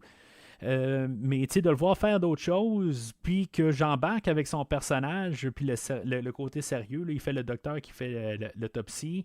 J'ai trouvé ça le fun en tant que tel de voir quelque chose de différent. Puis il y a une face pour faire ce personnage-là, comme qu'il y a la face de faire Bob dans Batman, comme qu'il y a la face de faire Mac dans Conan le Destructeur. Puis, en tout cas, j'ai trouvé ça le fun. Puis, en tout cas, je me dis, ça serait le fun quasiment que je le voie dans quelque chose d'autre. Peut-être que je l'ai couvert aussi, là, mais ça ne m'en revient pas. Là, ou que je l'ai peut-être vu dans d'autres choses. Là. Vite de même, ça ne m'en revient pas. Mais j'ai trouvé ça le fun de le voir. Puis que vraiment, il se morfond dans un autre dans un autre rôle. Puis, j'embarque dans son personnage sans vraiment là, penser à Mac ou à Bob. Ce qu'ils vont trouver dans la gorge de la fille qu'ils ont trouvé, ben, ils vont trouver un cocon d'un papillon de nuit, là, un moth. En tout cas, en bout de ligne, là, ça va amener Clarisse à aller voir. C'est pas tout à fait clair qui sont ces personnages-là. Ils ont de l'air à connaître Clarisse je sais pas, de quelque part d'autre parce qu'ils ont de l'air vraiment amical. On a deux personnages, là, Roden et Pilcher, qui sont beaucoup plus élaborés là, dans le livre. Puis je pense que même on a un peu des références qu'il y a peut-être quelque chose qui va se passer avec Pilcher éventuellement. Mais c'est complètement aboli là, dans le film. Là. Il y a juste un peu des références, mais que je pense que c'est Pilcher qu'il y a un peu un œil sur elle, mais ça va pas plus loin que ça. Je pense qu'ils reviennent à la toute fin du film, là, mais c'est pas plus que ça. Là. Fait que, tu sais, avec le cocon, ben, c'est là où, dans le fond, ils se disent, ben, c'est un genre de papillon asiatique qui peut pas vivre ici. Fait que, dans le fond, il doit avoir été importé, puis qu'il doit avoir eu certains soins pour pouvoir avoir, pour pouvoir avoir survécu. Puis, tu sais, c'est pas quelque chose là, de normal. Puis, tu sais, ça veut dire qu'il cherche quelqu'un qui qui va avoir, là, je sais pas comment on appelle ça, là, où ce qui va, le tueur, il a vraiment là, des cages avec des papillons dedans. Je veux dire, tout simplement, là, c'est ça que ça veut dire en bout de ligne, puis qu'il s'en occupe, puis qu'il est passionné là-dessus. Fait que ça l'amène à Clarisse à aller revoir encore pour une troisième fois là, le personnage de Hannibal. Dans le livre, c'est pas si facile que ça à chaque fois que ça semble montrer là, dans le livre, dans le film. Dans le livre, là, c'est toujours un petit peu plus. Il faut tout le temps avoir des formalités. Tu peux pas rentrer de même, là, aller au pénitencier, puis dire bon, ben, je veux voir Hannibal, puis go, on y va. Il faut vraiment qu'il y ait des raisons pour y aller, puis il faut que ce soit formel, puis il faut que, je veux dire, dans le fond, avoir l'accord de Jack Crawford, il faut avoir, tu sais, plusieurs affaires. Tandis que dans le livre, dans le film, ben, elle fait juste rentrer, puis elle dit, s'il y a quelque chose, ben, va voir mon boss, tout ça. C'est toujours une question de simplifier les choses. Honnêtement, je dis beaucoup d'affaires. C'est tout le temps des petits détails, mais quand je lisais, j'écoutais le livre, je me disais, c'est comme dans le film, c'est pareil. Je veux dire, c'est carrément le même scénario. Ça l'est, le même scénario, mais c'est juste une version plus simplifiée puis plus simple, mais qu'il est facile, beaucoup plus facile à suivre que si, mettons, on aurait mis tous les détails, on aurait rajouté là, peut-être une demi-heure au film, mais du superflu qui aurait vraiment juste ralenti le film, puis que le film aurait eu l'air vraiment plus plus long et long, ben, le temps aurait paru. Là. Fait que ils se sont entendus, Clarisse et Jack Crawford, là, d'essayer de faire une proposition à Hannibal qu'il allait donner ses demandes qu'il avait demandé, d'essayer d'avoir un autre, d'être sous un pénitencier là, fédéral ou quelque chose de même, puis que, en tout cas, il va avoir des meilleures conditions, puis qu'il va pouvoir sortir une semaine par année pour pouvoir aller se baigner, tout ça, puis ils ont peut-être mis un petit peu trop d'affaires. C'était un petit peu pour ça qu'au début du film, ils voulaient pas... Ben Crawford voulait pas y vendre, il disait qu'il voulait envoyer Clarisse pour Buffalo Bill parce qu'elle a de la misère à vendre l'histoire, puis ça se montre tout de suite, là, on le voit avec cette histoire-là, qu'elle essaie de vendre le fait là, d'y vendre un autre endroit où il va pouvoir vivre pour le restant de ses jours, ben que Hannibal, il ne mord pas du tout à la peau. Puis en même temps, ben il y a Chilton que lui entend la conversation, puis que si Hannibal a acheté un petit peu l'idée, ben Chilton s'arrange pour lui dire que dans le fond, il n'y a pas eu du tout d'entente, qu'ils n'ont jamais parlé avec le sénateur, que le sénateur n'est pas au courant de cette situation-là, et que Chilton va utiliser cette situation-là à son avantage, que lui va appeler le sénateur, puis il va s'arranger pour avoir une entente avec Hannibal, et même lui aussi, que lui va pouvoir profiter de ça, puis je veux dire être reconnu, puis tout ça. C'est pas clair exactement qu'est-ce qu'il va pouvoir en sortir, alors juste de la célébrité ou quelque chose de même, mais c'est ça, quelque part, qu'est-ce qui peut le rendre plus célèbre, là, je sais pas. Je veux dire, c'est juste pour montrer qu'il veut profiter de l'occasion, peut-être avoir des avances, là, des enveloppes brunes, des affaires de même, peut-être, là, un petit peu plus, là, mais c'est pas très clair. C'est même pas vraiment. En tout cas, moi, j'ai pas vu là, vraiment là, de choses là, qui montraient là, comment il aurait pu vraiment tirer avantage de ça, à part d'être reconnu là, pour toute cette histoire-là. Dans le livre, je crois que ce qu'on va savoir, c'est que lui, il est pas un docteur. Dans le fond, il a ce poste-là, mais même s'il essaie de se faire croire comme un genre là, de psychologue, il n'y a pas de toute l'éducation pour l'être. Peut-être c'est ça un peu, pour au moins compenser pour l'éducation qu'il n'y a pas, ben, d'être reconnu comme le docteur Chilton, quelque chose de même. Mais je suis pas sûr qu'ils en font référence dans le film. Puis c'est ça, fait que dans tout ça, ben, une fois que Chilton va arriver puis va dire, ben, tu sais, regarde, je vais avoir une entente, ben, ça l'ouvre Dr. Lecter à dire c'est comment que le Buffalo Bill s'appelle pour... c'est quoi son vrai nom? Qui va lui dire qu'il s'appelle Louis Friend. Alors, après avoir rencontré le sénateur, Hannibal, il est comme placé là, dans... Ça a l'air d'être plus un genre d'hôtel ou quelque chose de même, là.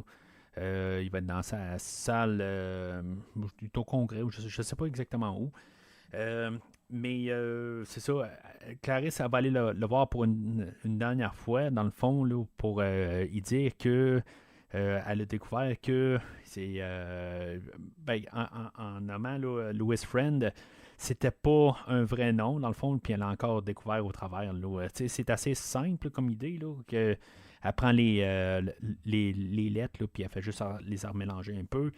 Puis elle trouve un autre nom. Puis elle l'avait fait au début avec Rest of Me, je pense. Puis là, ben, tu sais, Louis Friend, si on mélange ça, ça fait Iron Sulfide. Puis dans le fond, là, c'est un Fool's Gold. Fait que ce qu'elle arrive à dire, c'est que dans le fond, là, il les envoie là, dans une fausse piste, puis que dans le fond, ça va être pas mal cette partie-là que, d'après ce que je peux comprendre, que Jack Crawford vont partir avec, là, en partant là, de ça, puis que finalement, ben, ils vont avoir la piste, puis les autres vont se ramasser. Là, je pense que c'est à Chicago. si je me trompe pas. Mais c'est ça, dans le fond, les autres sont pas du tout là pour le personnage là, de James Gunn. Mais avant ça, dans le fond, avant d'avoir cette finale-là, ben, on va avoir l'évasion là, du docteur, mais on va avoir aussi la dernière confrontation là, avec Clarisse et Hannibal, qui va être, tu sais, dans le fond, qu'est-ce qui va se passer là-dedans, tout ça. Il va avoir, ben, tu sais, elle va continuer à conter son histoire avec les agneaux, tout ça, puis que il va comme réussir c'est juste un peu comme la confiance qui est faite entre les deux, mais à quelque part, qu'est-ce qu'elle doit arriver, puis à quelque part, elle va en ressortir un peu plus forte. Je n'ai pas fini de lire le livre là, de Hannibal, et je me rappelle pas assez là, du film de Hannibal pour savoir qu'est-ce qu'on a fait de la suite. Suite à ça, mais c'est ça qu'on est capable de comprendre dans cette conversation-là, qu'en bout de ligne, ben, en trouvant là, Catherine, ben, elle va réussir à apaiser les cris là, des agneaux dans sa tête et pouvoir avancer. Fait que en bout de ligne, ben, c'est ça, ça va terminer que il va faire à croire que il va pas lui donner la réponse, mais en bout de ligne, ben, il va avoir caché dans le dossier qu'il va y remettre, ben, qu'il va cacher là-dedans là, que des notes, dans le fond, là, pour peut-être retrouver là, Catherine. Puis, c'est ça, fait que Hannibal, lui, ce qu'il va faire, c'est que ce qui s'est passé, puis c'est pas tout à fait clair comment il a réussi à aller ramasser le crayon du personnage de Chilton. Il y avait un crayon qui était sur une table, puis il a réussi à ramasser comme la mine, puis avec cette mine-là, ben, il va, comme on a su aussi que c'était ça. Il y a Chilton plus tard qui arrive pour prendre son seul et unique crayon qu'il a. Il ne trouvera pas, puis c'est comme plusieurs heures plus tard, puis il s'est jamais rendu compte qu'il l'avait pu. Mais c'est ça, c'est Hannibal qui a réussi à ramasser ce crayon-là, l'avoir tout défait, puis avoir regardé juste la mine, puis dans le fond, c'est avec ça qu'il va réussir à défaire ses menottes et tuer les deux gardes qui vont le surveiller. Il y a un des deux gardes là-dedans, là, c'est Charles Napier, que au podcast j'ai découvert là, dans Rambo 2, qui faisait le personnage de Murdoch, mais il me semble aussi que je l'ai découvert dans d'autres choses. C'est un acteur qui a joué dans beaucoup d'affaires pareilles aussi, là. Puis c'est ça, en tout cas je veux dire c'était le fun de voir, mais on le voit pas, l'acteur, je pense que c'est juste une présence plus qu'autre chose, parce que en tant que tel, il n'y a pas eu aucune goutte de sang qui est allée sur lui, c'est supposé, on le voit, mais en tant que tel, puis même il y a un bout où Hannibal a réussi à tout l'éventrer puis l'attacher sur le bord de la cage qui était dedans, mais je sais pas comment il a réussi à trouver le temps pour tout faire ça, qu'il y a quelques minutes pour réagir. Mais il l'a fait. En tout cas, c'est quand même assez impressionnant, quelque part, pour se dire qu'il a eu le temps de tout faire ça. Je comprends peut-être pour un auditoire de 1991, c'était quelque chose d'un petit peu écœurant, tout ça, là, avec le ventre ouvert, tout ça. Ce qui est plate un peu, c'est que, je veux dire, c'est quelque chose qu'on a vu à peu près encore 100 fois là, dans les films là, qui ont suivi par la suite. Là, puis, comme le film 7 que j'ai couvert, les affaires de même, là, on a vu des choses plus écœurantes que le film d'aujourd'hui. Mais c'est pour ça que je dis, je pense que l'affaire qui m'a plus touché, c'était la fille là, dans la salle d'autopsie. Là, mais en tout cas, fait que ce qui va s'avoir passé, c'est que Hannibal va avoir pris, dans le fond, le visage d'un des deux policiers, puis va se l'avoir collé au visage. On va avoir regardé des petits détails dans tout ça, du livre, où dans le fond, il y a un bout où le policier va respirer, puis il va avoir une petite bulle du genre de bave ou quelque chose de même qui va ressortir. C'est complètement dégueulasse. Mais c'est un détail que j'avais entendu dans le livre, puis en leur voyant le film, ben, je me suis dit, c'est drôle qu'on a gardé ce petit détail-là. C'est sûr que on embarque toute l'idée de Hannibal, comment il a monté tout l'endroit, c'est que ça doit aller plus vite pour qu'il ait hâte de sortir, pour être sûr que le monde ne se rende pas compte que c'est un visage qu'il a mis sur sa face, puis qu'ils se rendent compte que c'est Hannibal qui ont dans leur civière, parce qu'ils ont appelé une ambulance. Puis il y a un bout où il va commencer un peu à le manipuler, puis là, il commence à convulser, puis là, il faut se dépêcher, il faut sortir d'ici, tout ça, il va mourir, tout ça. Fait que, tu sais, dans le fond, c'est toujours une question là, pour se dépêcher de le faire sortir là, de la bâtisse. Puis finalement, ben, pour avoir la révélation que finalement, ben, c'est ça, il avait mis le visage là, de quelqu'un d'autre sur sa face. Parce que c'est ça, on voit comme les policiers là, qui suspectent que Hannibal est sur l'ascenseur, il bouge pas. Mais tu sais, pour quelqu'un qui aurait peut-être une petite blessure, quelque chose de même, il y a beaucoup de sang qui coulerait de lui. Mais en tout cas, je veux dire, c'est un film aussi. Puis, il est comme placé où la trappe, pour qu'aussitôt qu'il ouvre la trappe, ça aurait pu vraiment mal finir pour Hannibal, que lui, il voulait s'arranger pour sortir, puis que ça soit le plus simple. Honnêtement, il n'aurait pas dû jouer avec ça, il aurait dû s'arranger pour que le corps, il ne le trouve pas, puis qu'il l'évacue au plus rapide. Parce que si, maintenant ça aurait été l'inverse de cette situation-là, ben, on s'entend qu'il y aurait eu plus de... S'il aurait pris l'ascenseur, puis tout d'un coup, ça s'aurait mis à couler, ben, ça aurait été l'inverse des choses. Puis c'est mal calculé, dans le fond, là, du docteur Lecter d'avoir fait ça dans l'ordre qui a fait ça. Mais, en tout cas, c'est un film, c'est bien tombé pour le docteur Lecter. J'ai trouvé ça un petit peu quand même dans le livre.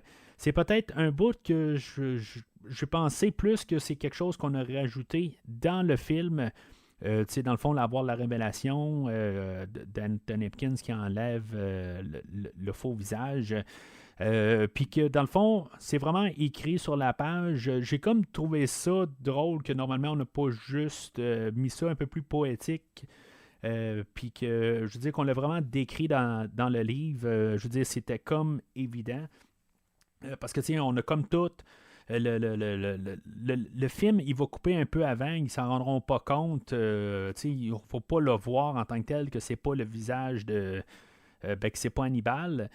Puis on va couper à l'ambulance. Mais sauf que c'est ça. Dans le livre, on le savait déjà. Puis après ça, on saute dans l'ambulance. Puis après ça, on a la deuxième la révélation encore que Hannibal s'est sauvé dans l'ambulance. Mais ça aurait pu être coupé puis trouver justement une manière là, d'une manière de dire que l'ambulance a été retrouvée là, dans le fossé quelque part. Ça, là, il aurait pu, je ne sais pas que c'est ramassé là, l'ambulance là, dans un stationnement ou quelque chose de même.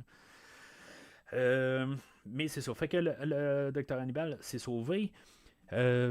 Puis je pense que la scène finale se retrouve là, quelques chapitres plus loin. Elle ne se retrouve pas à la toute fin, si je me rappelle bien. Là. Mais c'est ça, fait que pendant ce temps-là, Clarisse, elle n'est pas vraiment stressée à penser que le docteur Hannibal va la poursuivre. Puis dans le fond, c'est confirmé à la toute fin là, qu'elle a raison. En bout de ligne, il ne va pas la poursuivre. Mais pendant ce temps-là, c'est ça, elle arrive, puis avec sa collègue, dans le fond, Ardelia, elle aussi est en formation pour le FBI. Ils vont, dans le fond, étudier toutes les pièces que Hannibal lui a apportées, puis toutes, dans le fond, que l'information qu'ils ont eues, tout sur l'enquête là, de Buffalo Bill, que en bout de ligne, qu'est-ce que le docteur Hannibal il dit, il pensait tout le temps de ne pas essayer d'élaborer le plus, je veux dire, revenir à la simplicité, que dans le fond, dans la simplicité, c'est des choses à la base, puis un tueur en série va commencer avec qu'est-ce qui est le plus simple, c'est quelque chose qui est à côté de lui, puis après ça, il va s'élaborer, plus ça va aller. C'est ça, pas juste dans le tueur en série, dans n'importe quoi, c'est On fait comme quand j'ai commencé le podcast, j'ai commencé avec quelque chose que je connaissais un peu plus, puis après ça, je m'en vais de plus en plus des fois dans des territoires inconnus. C'est tout le temps un peu ça, là. C'est ça un peu la pensée là, du docteur Lecter, puis c'est ça que il arrive. Fait qu'ils vont avec le premier meurtre, dans le fond, qui était en Ohio, où ce qu'ils vont la retrouver, là, le personnage là, de Frederica Bimmel. Elle, dans le fond, Clarice, ça va aller voir chez elle. Il y a un coffre à bijoux là-dedans que, dans le fond, c'est pris directement du livre. C'est pas exactement les mêmes genres de photos. Je pense que c'est plus explicite là, dans le livre. Là, mais ça n'apporte à rien en bout de ligne parce que, dans le fond, ils vont rencontrer une amie à Frederica et elle va dire qu'elle était très prude, elle était très réservée. Puis, elle savait tout de elle, mais en bout de ligne, il y a un petit côté qu'elle ne savait pas de elle, mais ça va nulle part. Il s'est passé quelque chose, il y a eu des photos de elle là, osées, là, mais sans plus. Là, je pense que c'est pire. Là, je veux dire, elle a un genre des photos avec deux hommes, je pense, là, dans le livre. Là, en tout cas, je ne me rappelle pas exactement. Là. Mais c'est ça, je veux dire, ça amène à nulle part. Sinon, juste à la suite de ça, elle va se promener un peu dans la maison, puis là, elle va allumer que en voyant là, que c'était une couturière, puis que dans le fond, il y a des lignes là, de couture qui sont prises, puis en voyant comment que ça avait été coupé là, dans le dos là, de la fille là, à l'autopsie, que c'est une question là, de faire une... c'est une question là, de couture, probablement.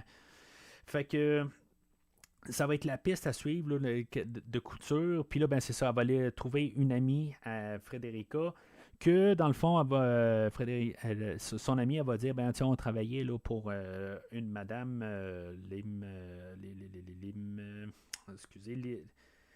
Lipin... Puis ça va l'amener à sa maison. Madame Lippen. En tout cas, j'écris mal un petit peu. Puis pendant ce temps-là, en parallèle avec ça, on a Crawford qui sont en train là, de trouver, là, peut-être eux autres qui pensent avoir trouvé le James Gum, puis qui sont en train là, d'essayer de rentrer dans une maison, puis ils sonnent à la porte, puis dans le fond, on est supposé de penser que c'est l'équipe à Crawford qui arrive pour trouver James Gum, mais finalement, c'est Jodie Foster. Pendant tout ce temps-là, c'est ça, Catherine a réussi à s'arranger là, pour que le chien de James Gum se ramasse dans le puits avec elle, puis dans le fond, lui, il capote en bout de ligne, tu sais, je veux dire, c'est quelque chose que je trouve un petit peu... j'ai rien contre d'un côté, là, on arrive, rien contre. Je trouve ça plate des fois qu'en bout de ligne, on a des animaux puis on s'occupe plus de nos animaux que de nos êtres humains, dans le fond. Là, des fois, c'est des enfants, des fois, c'est d'autres personnes, n'importe quoi. En bout de ligne, là, je trouve ça spécial à quelque part, puis c'est un peu ça qui se passe avec... James Gum, quelque part, que je veux dire, c'est son chien, il est important pour lui, mais l'être humain qui est là, n'a pas. Ça vaut rien pour lui. Là, je veux juste mettre ça clair, à quelque part, je veux dire, c'est tous des êtres vivants aussi, là, je veux dire, je veux pas me faire détester pour rien, là, je veux dire, j'ai eu des chiens dans le passé, des chats aussi, puis j'ai même eu une tortue, puis je veux dire, je tenais beaucoup. Mais en même temps, c'est beau. On peut arriver et dire, on tient plus à un chien qu'à un humain, mais pourquoi pas dans le pire des cas, au moins tenir à égal. Je veux dire, là, commencer à tenir plus un que l'autre, c'est autant... C'est la même situation, mais...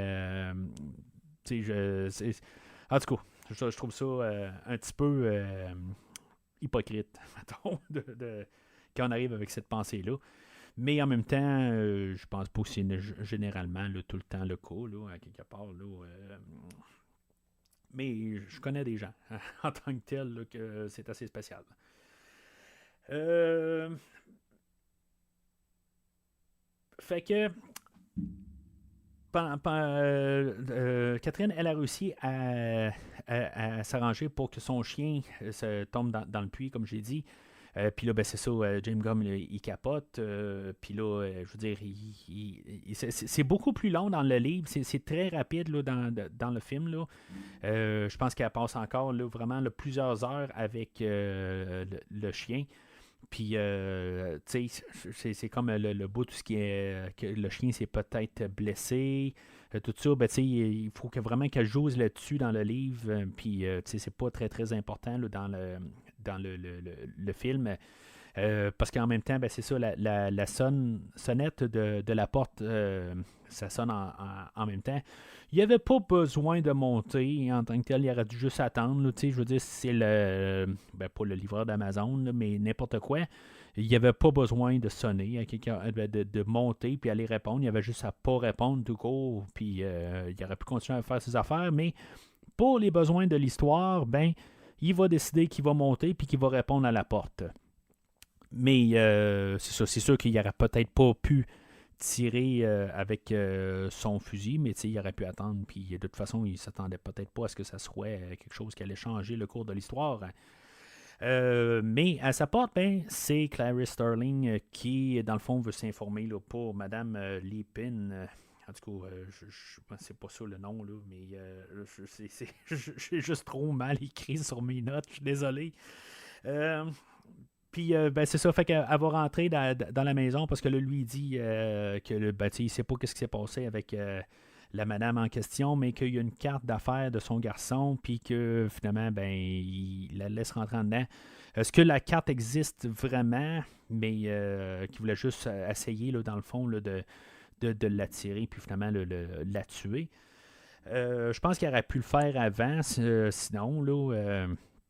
Mais c'est ça. À quelque part, là, ils n'ont pas. On ne sait pas tout à fait. Fait que finalement, ben, lui, il va réussir à se sauver dans sa maison. En bout de ligne, ben, elle va le pointer du fusil puis elle va dire bouge pas, mais finalement, ben, il va se sauver. Parce qu'en bout de ligne, il l'a pas menacé. Fait qu'elle aurait techniquement pas le droit d'y tirer dessus. Fait que. Il n'est pas armé, tout ça. Fait que, il se sauve dans la maison. Puis là, ben, la maison est tellement grande qu'elle n'est pas capable de la retrouver. Elle va descendre dans le sous-sol. Il doit avoir, je sais pas, il doit avoir un labyrinthe là-dedans. D'une manière qui s'est cachée. Puis, je veux dire, j'ai toujours un petit peu de la misère à comprendre comment quelqu'un peut se cacher dans une maison. Il faut que la maison soit immense. Mais tu sais, vraiment immense. Il faut que ça soit le manoir Wayne. C'est pour être capable de se cacher. La maison, on l'a vu, est vraiment d'une grandeur normale. Je veux dire, il ne peut pas se cacher. Il n'y a pas de place pour se cacher. Là. C'est quand même qu'il y ait 10 chambres dans toute une maison ou par étage. Il n'y a pas de place. En tout cas. Fait que. Elle va descendre dans le sous-sol et elle va trouver là, Catherine qui est au fond du puits. Dans le livre, elle est plus, me semble qu'elle est beaucoup insultante envers Clarice. Puis juste une fois là, dans le film, là, je pense qu'elle la traite là, de salope, quelque chose de même. Là. Je sais pas, la fille est là pour te sauver, puis tu commences à y cracher dessus un peu. Je veux dire, c'est un petit peu vulgaire pour rien pour quelqu'un qui est là, qui est sur tes traces, sur ta piste pour essayer de te sauver. Puis commencer à l'insulter, elle pourrait juste dire, ben regarde, je peux te laisser ici, là. Mais elle le fera pas, là, mais j'ai juste trouvé ça, là, d'un côté. Ça fait que j'ai pas envie de sympathiser avec Catherine qui est dans le fond du puits, en bout de ligne. C'est une job, mais c'est pas, dans le fond, le but du film qu'on sympathise avec la fille, dans le fond, mais on aurait pu, à quelque part, au moins sympathiser avec elle, mais tu sais, quand elle lance des insultes pour rien, à Clarice, ben c'est ça. C'est sûr que la fille est en panique, ça fait plusieurs jours qu'elle est là. Je veux dire, elle veut sortir de ce trou-là puis essayer d'avoir une manière de peut-être elle-même de réussir à se sauver de l'endroit. Mais Clarice, elle dit, garde, je peux pas commencer à arriver puis de le monter là, je veux dire, puis baisser ma garde, puis il va arriver, puis dans le fond, il n'y aura pas de... dans le fond, ça va finir mal pour les deux. Fait que lui, James Gunn, pendant ce temps-là, ben, il va couper le courant carrément. Puis ça va faire qu'ils vont être dans le noir total. Puis je veux dire, dans le fond, là, il a vraiment réussi à bien cacher ses fenêtres. Il n'y a absolument aucun faisceau de lumière qui réussit à rentrer au travers de les fenêtres qui sont là. Parce qu'il y a des fenêtres, mais ils sont juste bien barricadés. Tu sais, dans le fond, là, c'est le sous-sol d'un vampire. Dans le fond, là, c'est en bout de ligne. Là. C'est peut-être que je pense à Vampire, vous avez dit Vampire à cause de Chris Sarandon là, qui lisait là, le livre de Red Dragon, peut-être, là, où est-ce que le sous-sol est vraiment barricadé. Mais ça me fait penser à ça rendu là. Mais peut-être qu'il aurait pu arriver, puis juste par moment de panique, puis essayer de péter une fenêtre, justement, pour avoir un peu un accès à l'extérieur. Mais j'aime beaucoup le côté de Jodie Foster dans cette scène-là, où elle a de l'air vraiment vulnérable et vraiment en panique. Je veux dire, c'est une situation qui est très... tu sais, il est fragile, tout ça. Tu sais, c'est un moment de tension extrême. Puis j'aime ça, à quelque part. Je trouve ça, tu sais, de juste apporter cette scène-là, puis montrer le réalisme de cette scène-là. J'aime beaucoup ça là, dans cette partie-là. Mais c'est ça. À quelque part, là, ben, c'est toute cette intensité-là, éventuellement, là, elle est dans le noir. Puis dans le livre, on sait que James Gunn, il y a des lunettes là, infrarouges, là, en tout cas, avec une vision de nuit. Puis que finalement, ben... mais dans le film, là, c'est la première fois qu'il la sort. Puis il va sortir un revolver, mais juste quand il va charger son arme, ben Clarice, là, c'est Lucky Luke, elle tire plus vite que son ombre, elle se retourne de bord, puis elle le tue. Tu sais, c'est vraiment là, assez rapide. Puis c'est ça, ça finit pas mal là pour James Gunn. Puis le film va se fermer là, assez rapide. Là, c'est comme elle le tue. Puis après ça, ben, on va voir qu'elle va avoir eu sa promotion. Ça va finir avec Crawford qui va la féliciter. Puis, je veux dire, il va avoir un appel là, de Hannibal pour lui dire qu'il ne va pas la poursuivre, il va confirmer ça. Clarice a dit que, regarde, elle ne peut pas y promettre qu'elle ne va pas y courir après. Je veux dire, elle sait que ça se peut que ça soit sur son bureau quelque part, qu'elle doive courir après le personnage de Hannibal. Est-ce qu'elle doit accepter cette enquête-là? Peut-être pas le choix rendu au niveau qu'elle va être, là, mais c'est ça, à quelque part. Je trouve que c'est une belle note pour finir un peu, mais c'est très rapide. C'est juste pour finir sur le personnage de Hannibal qui a sorti. Puis je pense qu'il savait qu'il y avait quelque chose avec Hannibal dans le film. C'est pour ça qu'ils ont fini sur cette note-là. Ils sauvent une porte ils ont une porte de sortie pour la suite, pour partir de là. Puis en même temps, ben, on a un peu de... Je ne veux pas dire de justice, là, mais on a un peu une suite avec le personnage de Chilton qui a comme profité des occasions, qu'on sait qu'il va être au menu pour le souper à Monsieur Lecteur.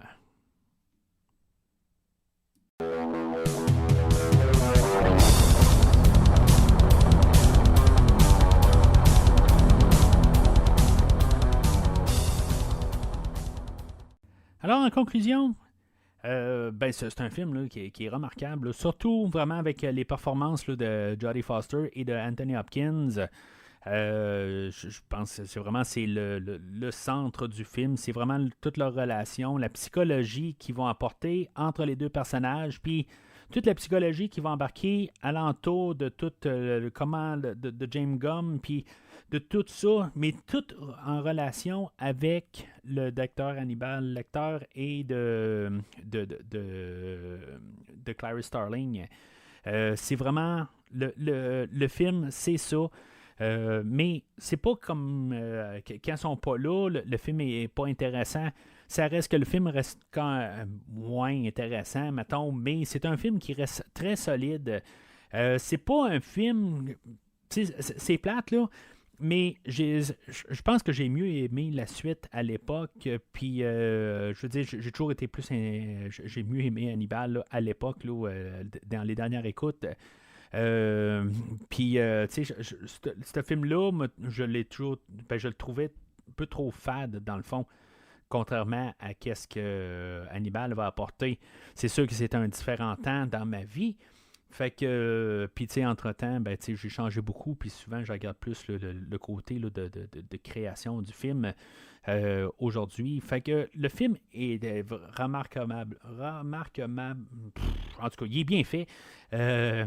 Puis, je suis certain que je vais être déçu, honnêtement, pour le film là, de Hannibal, qui va être plus explicite, tout ça. Ce que j'aimais plus dans le temps, ce que j'aime moins aujourd'hui. Fait que ça pour la semaine prochaine, ben c'est ça, ça va être le film d'Hannibal. Mais c'est un verre. C'est pas nécessairement, à mes yeux, c'est pas nécessairement le plus grand des films. Je pense qu'honnêtement, quand j'ai couvert 7, là, il y a peut-être 2-3 ans, je pense avoir plus apprécié 7 que le film d'aujourd'hui.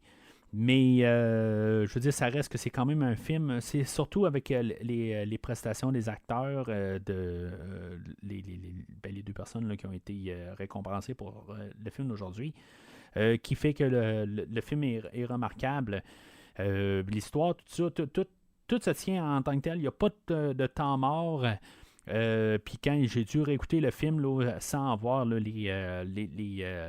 les surplus là, par la suite, là, puis pour pouvoir un peu essayer de reprendre les notes correctement. Il n'y a pas eu de temps long, tout ça. J'ai pas eu senti du temps là, que bon, le film, c'est beau, j'ai vu ça là, la première fois, tout ça.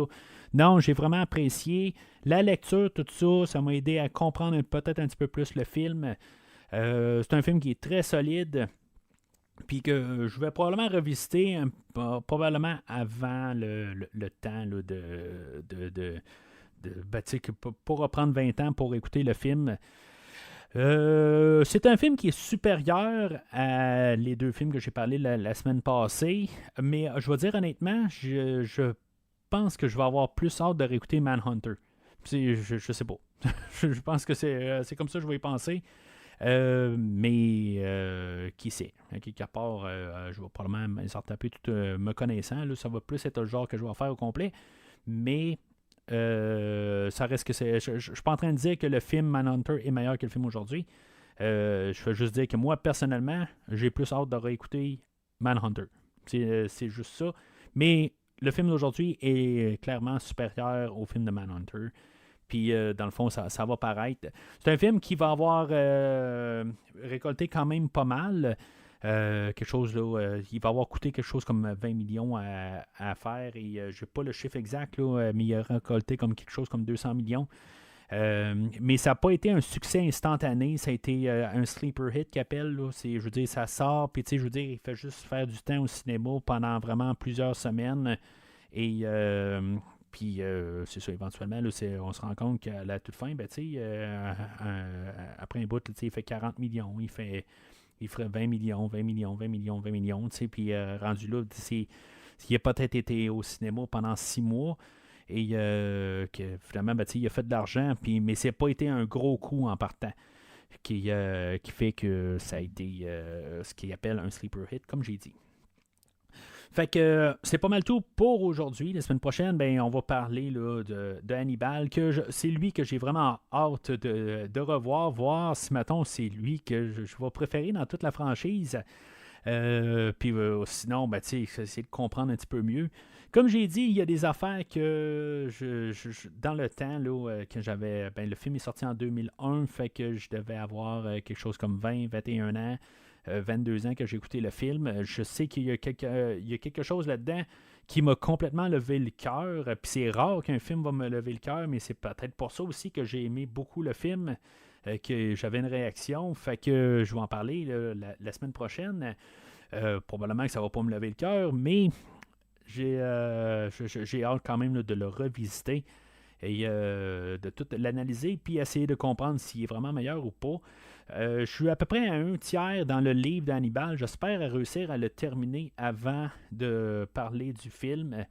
J'ai quand même un peu de temps devant moi, mais éventuellement, il faut que je prenne mon micro et ma caméra et que j'enregistre le podcast. Fait que je sais pas si maintenant je vais avoir le temps de le terminer parce que c'est un livre qui est un petit peu plus long que le Silence des agneaux.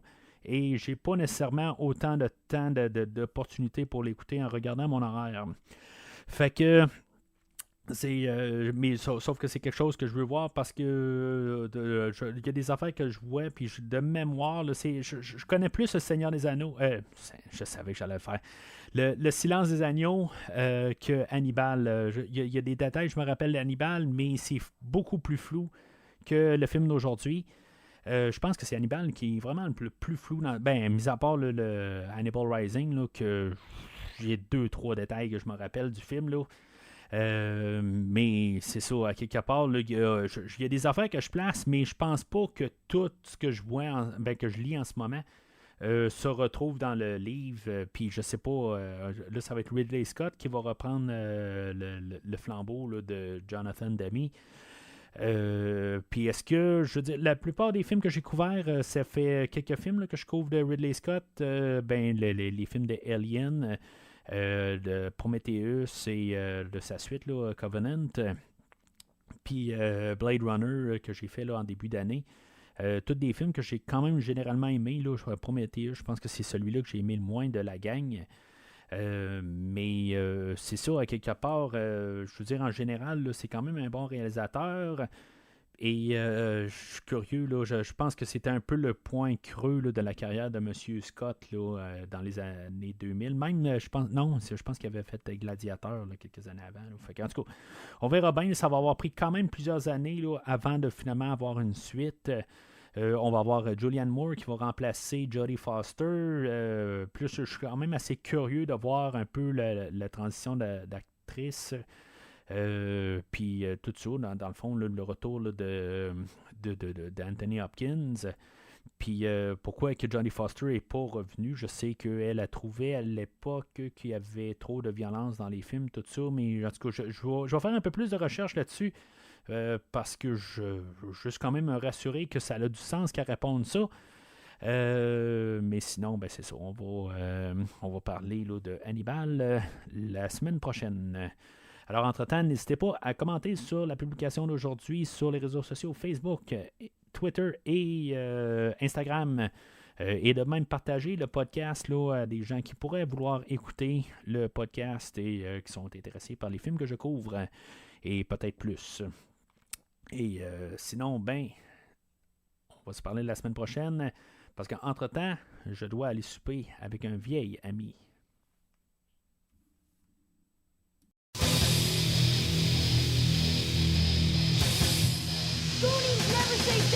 Merci d'avoir écouté cet épisode de Premier Visionnement. J'espère que vous vous êtes bien amusés.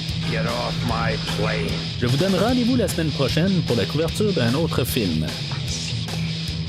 Si vous voulez entre-temps regarder le catalogue complet du podcast et télécharger des épisodes passés, rendez-vous sur premiervisionnement.com. Remember Sally when I promised to kill her last? I lied. Vous pouvez aussi suivre le podcast sur plusieurs plateformes, dont Apple Podcast, Spotify, Podbean, Google Podcast, Amazon Music et YouTube.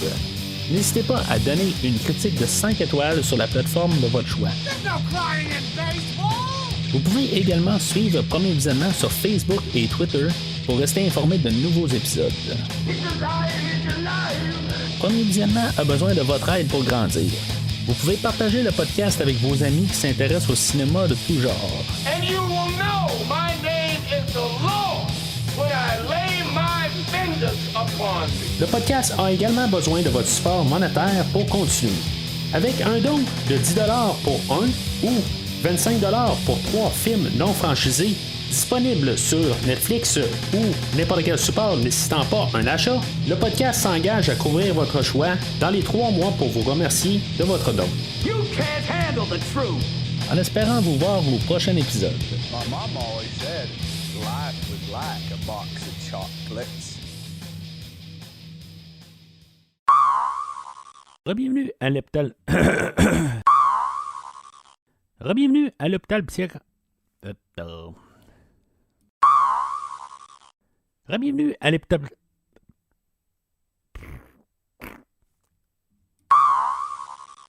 Bienvenue à l'hôpital psychiatrique de Baltimore. Aujourd'hui, on parle du Silence des agneaux, sorti en 1991 et réalisé par Jonathan Demme, avec Anthony Hopkins, Jodie Foster, Scott Glenn, Ted Levine, et c'est ça.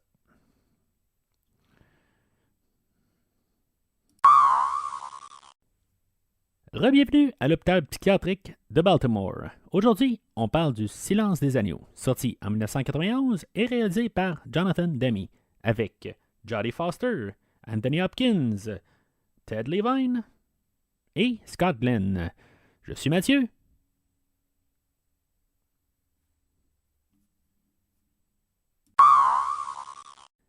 Bienvenue à l'hôpital. Bienvenue à l'hôpital psychiatrique de Baltimore. Aujourd'hui, on parle du Silence des agneaux, sorti en 1991 et réalisé par Jonathan Demme, avec Jodie Foster, Anthony Hopkins, Scott Glenn et Ted Levine. Je suis Mathieu, et oui, quand je podcaste pour que je fasse disparaître les sons des agneaux dans ma tête. Ou les cris.